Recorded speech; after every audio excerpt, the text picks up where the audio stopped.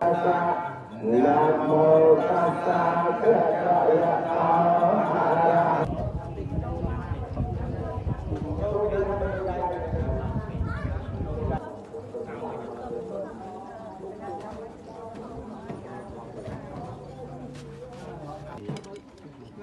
pun mua cho những cái miền môn nhiều vui là đấy một ngày nữa một kia về nhom tay được cùng không nhom ta đau tìm á bởi đâu muốn đánh lợi này mình đây Hãy subscribe cho kênh Ghiền Mì Gõ để không bỏ lỡ những video hấp dẫn.